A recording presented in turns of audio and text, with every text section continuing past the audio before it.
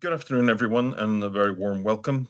I'm Mike Meakin, the Science and Research Officer at Human Animal Trust, and I'll be hosting today's session. Tracy Reeves, our fantastic comms team member, will be helping with the administration of it. As always, with our One Medicine webinars, we bring together perspectives from across human and veterinary medicine, and today's a good example of this. I'm very pleased to introduce our speaker, Professor Clare Knottenbelt. Claire started her career at the University of Bristol before moving into mixed practice for a year, then completing a residency in small animal medicine at the University of Edinburgh. She spent many years in the University of Glasgow, working across both medicine and oncology, and was awarded personal professorship in 2010. She's also been clinical director of the Small Animal Hospital in Glasgow and spent over a decade working within their oncology service, and so brings a huge amount of experience from both clinical and academic settings. More recently, Claire has been focused on supporting vets in practice through her work with Hawk and Dove vets and virtual veterinary specialists, helping make cancer care more accessible. So I'd like to, without further ado, welcome Claire. Thank you. Fantastic. I will just get my slides up for you and make a start.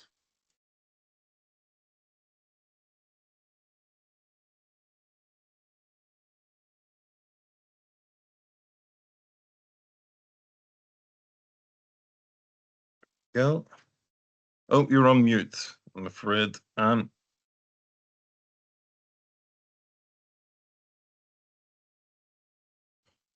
we go. Okay. All good. All good. Well, fantastic. Thank you very much for your very kind introduction. And I'm delighted to be here today to share with you our journey at Kyrexa in terms of trying to make cancer care kinder. And I really think of this as a circle because our journey started from a human perspective and is moving into dogs. And our goal long term is to bring back this treatment into humans in the long term. So what I'm going to talk to you about today is a little bit of background in the science and how the drug was kind of discovered to have anti-cancer effects, because it's a really interesting story that explains a lot of the mechanisms behind which we treat cancer. And then we're going to look forward into why it's important to try and bring this forward into the canine market and potentially across other species of pets, and then look at how that might circle back into humans. So I think it's something that works very well with the Human Animal Trust because it is this concept of working together to deliver one health. So first up, you've met me, Clare Knottenbelt. Kyrexa was really born from a collaboration with a fantastic physician scientist, Barbara Spruce, and she started off as a doctor practicing medicine in hospital settings before moving into academia. And this is really where her interest in cancer took off. Oh, sorry, I've just gone back a slide. Sorry. So Barbara made a very serendipitous discovery, and it's one of those situations where, life is always about doing things right, but sometimes when things don't quite go right, that's when the really exciting discoveries can be made. And what happened here was there were some cells neglected at the back of the incubator, and because they'd been left to divide unattended, they'd become cancerous. And Barbara was investigating one particular aspect of these cells using a drug called Rimcosol. And what she discovered was when the cells became cancerous, they were being killed by this drug, whereas the other cells that were normal were not being killed by the drug. So that was a really exciting kind of light bulb moment that maybe this drug was working in a very clever way, very selectively targeting cancer cells. So with moving on to further tests, looking at cells in test tubes, they found that most human cancer cells were actually killed by the drug to some degree. And the key thing was that most non-cancer cells were not, which was extremely exciting. So we need to understand how we can destroy cancer cells. And the key thing here is that humans and animals are very, very similar. The whole process, the whole way we've evolved is basically identical. So whatever we can do in humans, we can do in animals and vice versa. And the way cancer cells die is through basically trying to reactivate a natural cell death mechanism called apoptosis. And apoptosis actually comes from this idea of leaves falling from the trees. So every cell in our body should undergo apoptosis at some point as it becomes damaged or too old.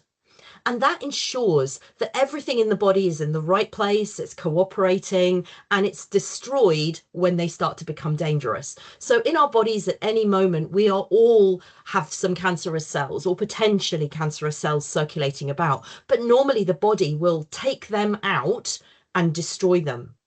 The problem is with cancer cells is it's like they've gone back in time. So instead of working together as a team or a tribe, they basically focus on their own survival at the cost of everything else.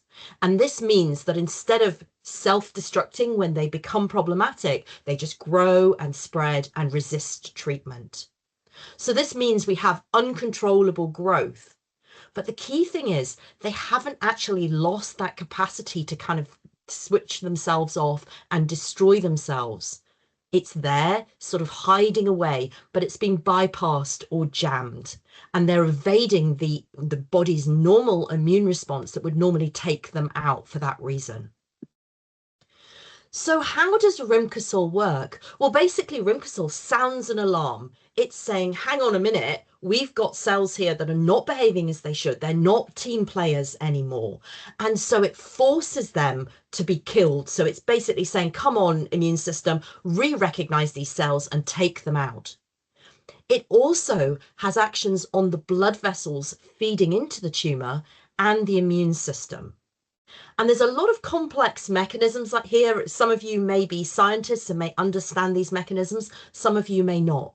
But I think the key thing is what it's doing is it's very cleverly switching on the ability of the immune system to re-recognize these cancer cells. So they can come in and actually be killed. The immune system comes in and kills those cells. Stopping blood vessel growth stops the ability of the tumor to make new blood vessels. And this is a mechanism that we use across a range of different cancer treatments to try and slow blood vessel growth and therefore slow the amount of food that any particular tumor is getting. And interestingly, Rimcosol also has another action. It basically prevents dopamine being taken back up into cells. Now, many of you will know about dopamine hits. You know, we get it when we maybe go running, or in my case, when I eat chocolate, maybe. And dopamine is that feel-good hormone. It makes you feel really good. So if the dopamine's not being taken out of the circulation, it's circulating around in your body and makes you feel good, which is a really good positive effect to have. So why hasn't this come out in humans? You're probably asking, why didn't this drug suddenly come out in humans if we've been understood that it could have an effect? Well, one of the challenges is that cell tumors, when we grow those tumor cells in a culture, we're basically giving them everything they need. It's like a lawn that's been fertilized and watered, and the grass grows really, really well. And what this means is the tumor cells have it really kind of quite easy, and they become less dependent on this self-reliant mechanism where they're relying on their own resources to survive.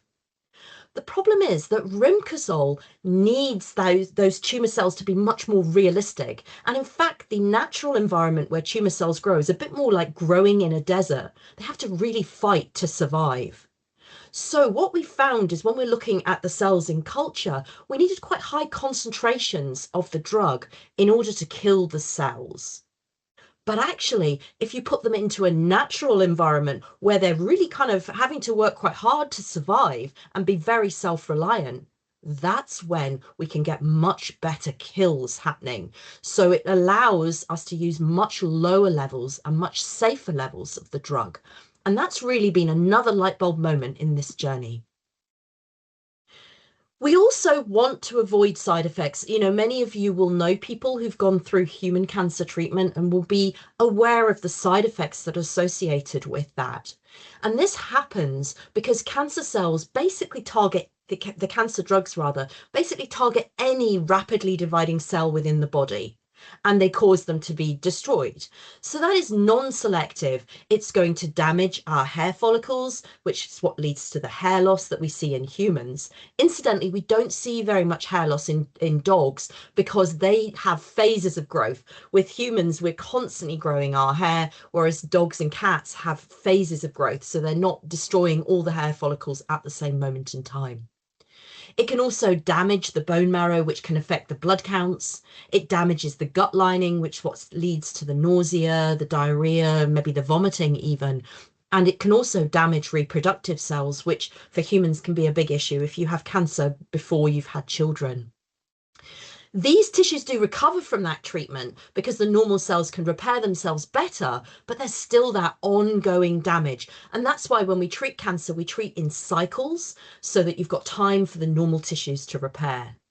But the key thing about Rumcosol is it's targeting the tumour cells, but sparing those other cells. And that means we don't get these unpleasant side effects because we're not impacting the normal dividing cells. The other big problem in cancer is resistance, and you've probably heard of that, you know, when people have to change treatments. You may have had a pet that had cancer treatment and then had to change to a different drug because of resistance to a single agent. And cancer's really clever in that way. The cells are constantly adapting, constantly evolving. They pump the drugs out, they repair the damage, they hide, they shift, they mutate. They're constantly learning. And that basically means that the cancer becomes much tougher and the cells survive much more easily. And this happens even with very targeted treatments. Eventually, the cancer cells just find a way around it. But the key thing about our drug Rumcosol that we're looking at is that it basically doesn't actually have a way of switching it off. So it's this alarm sounds and instructs the cells to kill themselves. And it's so fundamental that there doesn't seem to be a way of switching it off. So it has a real potential in situations where the patient has maybe already been treated with cancer agents that it's developed resistance to. So what's the motivation behind taking this drug through into dogs? Well, it's key for me. The big dog here in the middle, the sort of collie cross type dog, is actually my own dog, Huntley, who died of a thyroid cancer a number of years ago. And I wanted to give him a drug that would make him happy, allow him to stay at home and not have to have lots and lots of side effects. Oliver, the spaniel below, is a dog that I treated for cancer for more than 14 years. He survived incredibly well, and he developed lots of other complications. But again, he showed me that these dogs can have fantastic lives through quite a prolonged period. And poor Rafa here, he's a terminal patient, and it really frustrates me that we don't have enough treatments that we can really help these end stage patients. So I'm very much motivated trying to do better for our dogs and hopefully in the future for our cats as well. So Rumcosol is a funny drug because it was originally developed as an antipsychotic agent, but it didn't work. It wasn't any use as an antipsychotic. And lots of work was done looking at these various human models, and they found lots of ways that it was very good at killing cells and lots of ways that it was very good at reducing blood vessels. And so what's weird about this is that all the primary work that you need to do to start a drug off was already done. And the fantastic thing about that for our dogs is we already knew what a safe dose was for the dogs. So that's a massive step forward. So we were really using data from many years ago and able to translate that into future use. As many of you know, cancer is a massive global problem, and there's a lot of similarities between our dogs and our humans.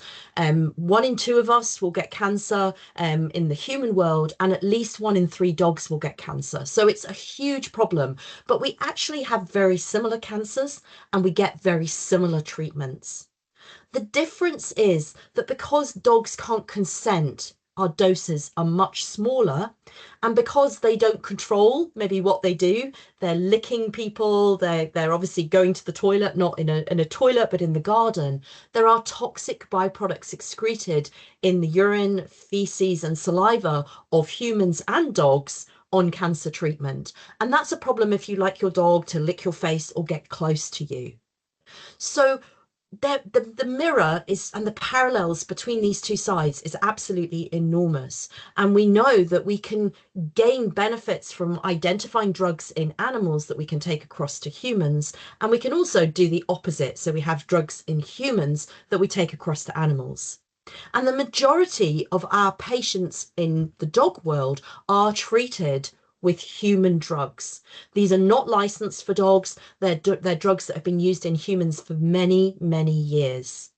But to give chemotherapy, we have to take blood tests. We have to often inject drugs into the vein. And this requires lots of visits backwards and forwards to the vet. And a lot of owners don't want that. They're worried about the side effects. They're worried about the regular visits to the vet. Also, many GP vets don't offer chemotherapy locally, and that's something I'm working towards and trying to help vets do more, because I think it's really, really important that owners can access local care. And many clients feel they can't treat their pets because they have young children, maybe someone in the house is breastfeeding or pregnant or on immunosuppressant agents, and there's a health risk to the members of the household. So it can be very difficult when your dog or cat gets diagnosed with cancer, trying to navigate these decisions. So we are trying to take forward this drug, and the way we've done it is to try it in 30 dogs with very advanced cancers. And I do need to give you a warning because there are some pictures coming up of some pretty gruesome pictures of tumours, but it's important that you see some of those to understand just how advanced some of these cancers were. We look at cancers in a certain way, and the traditional way of doing that is to measure sizes of lesions. So we're hoping to try and see a shrinkage of the lesion size. That might not be the best way of doing it, because sometimes when you activate an immune system and you've got those immune cells coming in, that can make the tumor swell a little bit. So we have to take that with a little pinch of salt when we're dealing with a drug like this. So I'm going to show you some pictures of the nasty tumors, and I do apologize now. Look away if you're about to eat your lunch. You might want to look away at this point. But we treated a range of different tumor types. So these are dogs with squamous cell carcinoma. This is a tumor that very commonly occurs in slightly sunnier climes than I'm in Scotland, so we don't get quite so many of this kind of tumor here. But you can see these really, really large tumors in this dog. And on the right-hand side here, we have the x-rays of a chest of a dog with lots of tumor sitting within the lung as well. We also treated dogs with mammary tumors. So this is very like breast cancer. And basically we had lots and lots of dogs with big lumps and bumps inside their chests. And this is a really difficult situation. This is sort of lung secondaries. We also treated some dogs with mast cell tumours. This poor wee dog on the left-hand side here, this was just one of about 6 or 7 tumours of this size. So these were very, very large tumours that we were trying to hit. We also looked at a melanoma, a number of melanoma patients. So 2 with really obvious big melanomas. This is the throat of a wee dachshund. And this poor dog had a massive melanoma that had kind of come from the inside out. We also had dogs with spread of melanoma to the chest as well. And we also had a range of other tumours. I think this one probably demonstrates just how advanced some of the patients were. This soft tissue sarcoma on the bottom left here, which shows a golden retriever with a really large tumour the size of a football. So these were very advanced cases. And this is how we have to start this journey, treating patients that are very extreme. Some dogs died before week 4, and this was really unfortunate, obviously, but kind of not very unexpected. These are very, very severe patients. So that was a shame, but it's just one of the things when you're dealing with these advanced patients. So what did we find? Well, we found in the solid tumours, so that's the big lumps rather than necessarily the lung spread ones, that around sort of somewhere between 60 and 70% of dogs showed a clinical benefit. So by that, they were mainly stable diseases. So that means the disease hasn't grown, it hasn't got smaller, but it hasn't got bigger either. And a couple of partial remissions, which means the tumour has shrunk but not completely disappeared. In the ones that had spread to the lungs, the pulmonary metastases cases, we were actually seeing clinical benefit in even more patients. And amazingly, two of the dogs with the pulmonary spread, so the lung spread, had complete resolution of their lung spreads after 4 weeks. And that was sustained until their death at 7 weeks, which was unrelated to the lung side of things. We also had really long survival in mammary patients with lung secondaries. So one of these dogs was on treatment for almost 20 weeks before it was lost. So the owner stopped coming back for their checkups. And one patient was survived for 17 months after the treatment was started. So we got a really long outcome despite huge amounts of cancer within the chest. And really excitingly, there were really minimal side effects. These patients had very low grade side effects in only 4 of the patients across all 30 dogs, and they were all either manageable with a slight dose reduction or just went away on their own. And this dog on the right-hand side, this is Bruce. He was one of the dogs that had lung secondaries from an osteosarcoma, and he's busy enjoying his best life in his swimming pool and having a fabulous time. The other key thing we saw was that these dogs were playing like puppies, and we think that's the effect of the dopamine. So these dogs were happy throughout their treatment. This is just an example of a couple of the patients with squamous cell carcinoma, and you can see in the top image just how big the tumour was and how after 12 weeks of our drug, the tumour had flattened off considerably. There was quite a bit of redness there, and that suggests inflammation, which is what we expect from the way the drug works. In the second picture, we were starting to combine the drug with an anti-inflammatory, which is commonly used in palliative care. And what we found here was this really helped dampen that inflammation down and control that immune response a little bit better. And we can see at the 16-week time point that this tumour is now fully resectable. We can chop that out, whereas there's no way we could have chopped that out before. So that was really exciting. And this is just an example of one of the cases where we had the lung spread resolve. So you can see these pictures here with the week 0 pre-treatment. There are a lot of little white dots all around here. These are all lung metastases. This is a patient lying on its side, and this is a patient lying on its tummy. And we can see all these little changes, and they had completely disappeared by the week 4 time point. Now, this is unheard of. I've never seen this happen in a patient in this context. Unfortunately, the patient had a very large mouth tumour, this oral melanoma, and that tumour started to get a little bit bigger and bleed, which is kind of what we expect when we're activating an immune response. But at that point, the owner decided to have the dog put to sleep. But even just before death, there was no sign of that lung spread coming back. And again, this is so unusual to see that. We just don't have drugs that can do this in the veterinary world. So what makes this drug so special? Well, it's an oral immune checkpoint inhibitor. And if anybody here's had melanoma themselves, they may have been put on immune checkpoint inhibitor because there's a lot out there. But many of them need to be injected. And that's not great. You have to go into the vets, you have to have injections. And if you have any side effects, you can't suck it back out again. It targets that cloak, so it prevents the cancers escaping the immune system. We know that we can make this drug relatively cheaply, so we're aiming to try and get it cheap in the market, which is really important to make it accessible for everybody. We know it's effective across a whole range of tumour types and spares normal tissues, so that's really exciting. And it means we've got really good quality of life for these patients, not just through a lack of side effects, but through the dopamine effects as well. And this raises really exciting possibility of moving it forward through that One Health, One Medicine back into the human field. The drug's more accessible, so we can get it out to GP vets. That's our goal. Once the drug has been approved, we're not there yet, so don't go asking your vet about that just yet. We're not there yet, but this drug will come. I'm really confident of that. And what I hope is because there's no side effects, we'll get more people willing to treat their pets with cancer.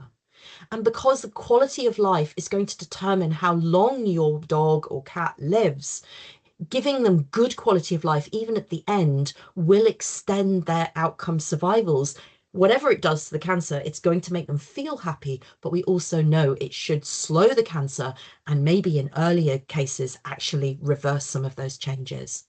And anybody can cuddle the pet and they can be close to them. So what about humans? Spinning back. Well, we know that immune checkpoint inhibitors seem to be effective, but it's really important to understand that an immune checkpoint inhibitor targets a specific thing on a cell. They're expensive to make, they're very precise, and we know that they can come with side effects. So we know that there is similarity between canine mammary carcinoma and triple negative breast cancer. That's a very kind of close linked disease.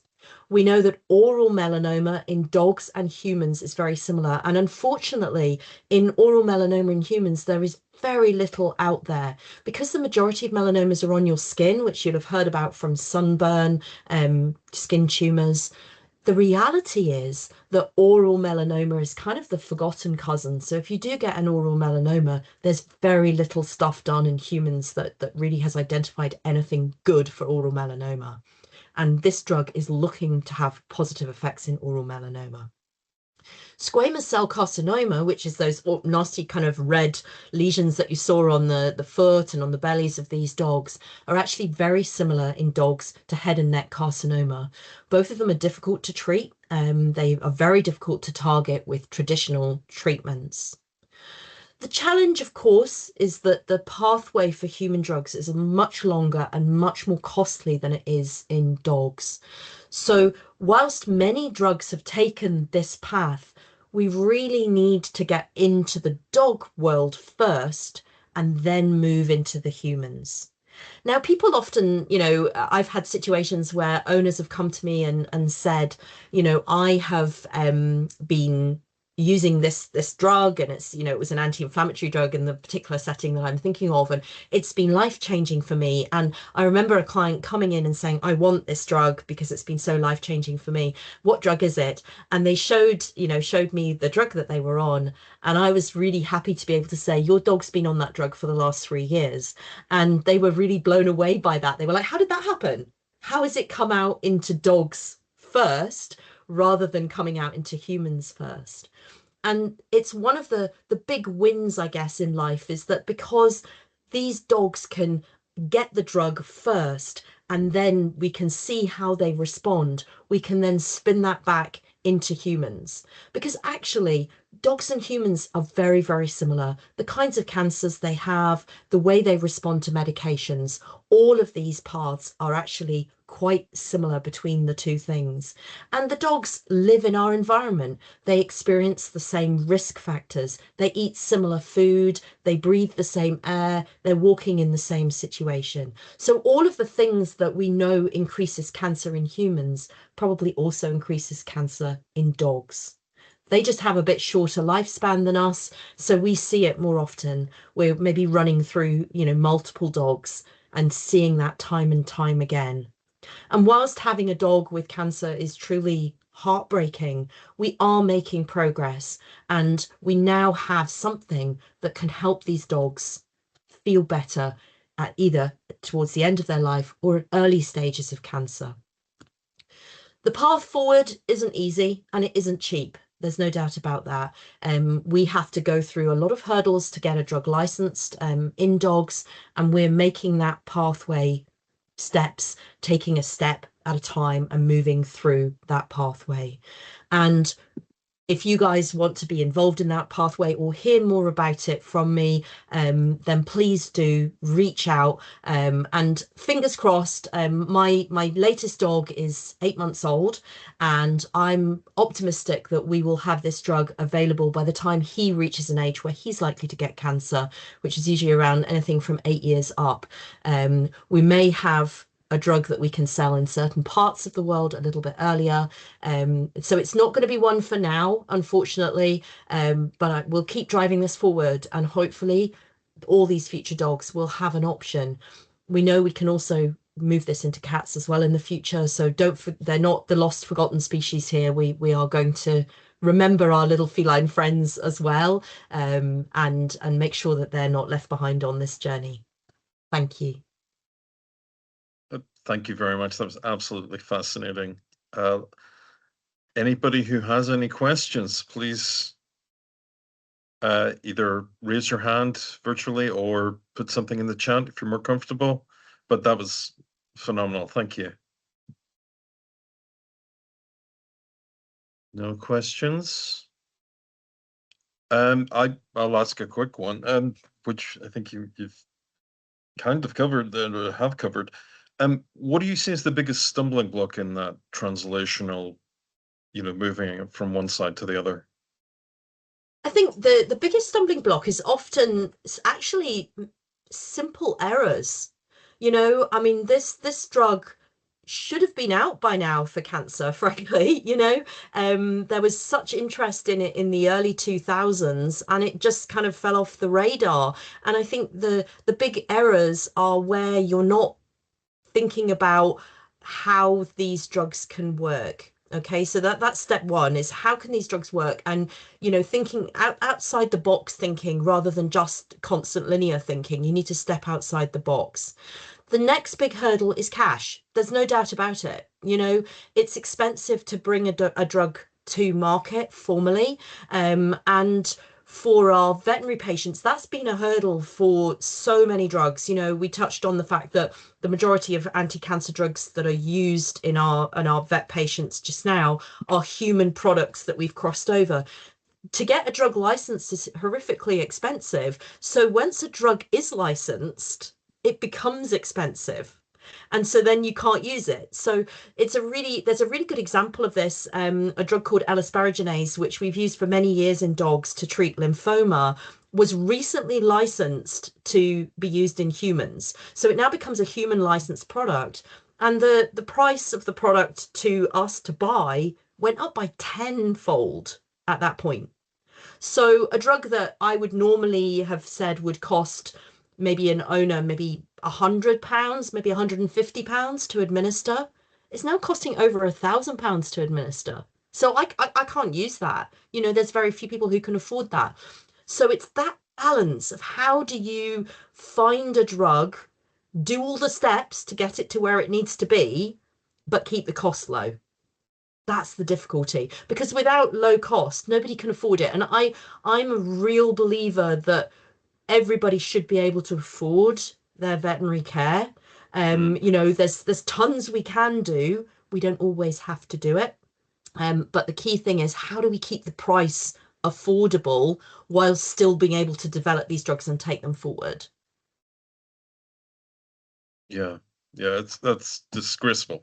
It's just shocking, and it's hard because if you're a drug company, to get a drug to market, there's all these hurdles you have to cross, and you have to pay for those hurdles to be done, and that means you have to recruit those costs and make a profit. It's frustrating that life is like that, but it's just makes life very difficult for everybody. Yeah. Still no questions. Stella Chapman has said it was a really interesting talk, and certainly give her food for thought as a vet. Oh, Stella has her hand up now. Okay. Oh, great. Let me just work out how to do that. Where are you, Stella? There. Okay, Stella, you should be able to say. Hello, Claire, thank you very much for that presentation. As I said in the chat, as a vet, with cancer care with animals, having gone through it myself with my dog as well. You mentioned a really good point there about cost. Yeah. And the focus of your talk was on treatment. It's a big lottery with regards to the costs, and as you said, the drugs are unlicensed, and when you're talking to owners, they will be looking at it from the point of view of what they might have experienced with cancer. So what about the prevention side of things? And because I think we don't really do enough about lifestyle and that side of things. So it's wonderful that being able to give something orally would be amazing. Absolutely. But there is that flip side with prevention. Absolutely. I just wondered what your thoughts were on that. Yeah, it's a topic that's extremely close to my heart. When I worked at Glasgow, a lot of my research was in the impact of passive smoking in pets, and that was obviously looking at trying to prove if there was a link between obviously passive cigarette exposure in the household and cancer, because there have been studies that have shown that. I think also we have to be really aware of obesity. So the reason why obesity is a problem is not just because it damages your joints, but every cell that you have in your body has that potential to become cancerous. So if you've got a lot more cells, you've got a lot more potential to become cancerous. We also know that in humans, diet is a big factor. So we know that, for example, red meat, processed meats, those kind of things increase the risk of cancer. And we have every reason to suspect that it's very similar in dogs and environmental toxin exposure. So it is important to deal with that issue early on in the dog's life. I think the frustrating thing for me as an oncologist is when I see the patient, it's a bit too late to be discussing how they should have prevented it. And owners when they come, they're in tears. They're like, what have I done wrong? What could I have done differently? And I take that as yeah, it's horrendous at that moment, but as vets we need to talk to people a lot earlier about how they might prevent cancer. So not smoking in the home, not exposing their pets to cigarettes, tobacco, and even vapes. I suspect we need to be careful about those.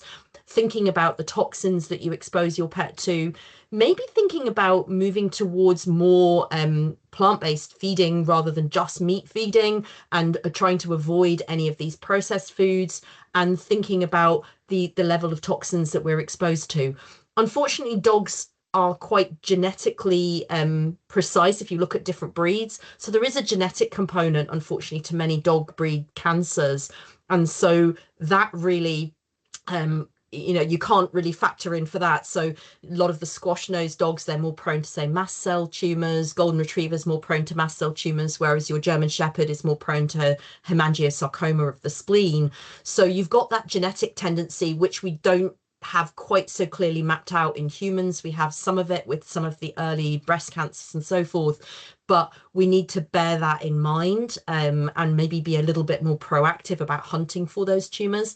And I think that also raises an important issue, which is diagnostic tests. So there's a big drive now across the veterinary field to bring forward early diagnostic tests, which is great, but you need something to actually treat the dog with at that point. And so if a client's still going to decline chemotherapy because they don't want to do it, it doesn't matter if you've diagnosed it early or late, you're still not going to do it. So that's the other thing that's driving me forward, is how do we find something that owners might use in those earlier stages after early diagnostics that could then be continued against the cancer. But you're absolutely right. Prevention is always better than a cure. And I've always hoped that one day I might live in a world where there was no cancer because we've prevented it all, rather than just trying to deal with it at the end stage. That's fantastic. Thank you. No, there's no more questions. That was absolutely amazing. Thank you very much for that. Thank you very much for everybody who joined us. Please feel free to get in touch with myself if you have any further questions, if you want to pass something on. The video will be up, so if you want to get in touch with Claire as well, then that email address is in the video. I don't have access to it right now, but I'll close it off at that point and say thank you very much.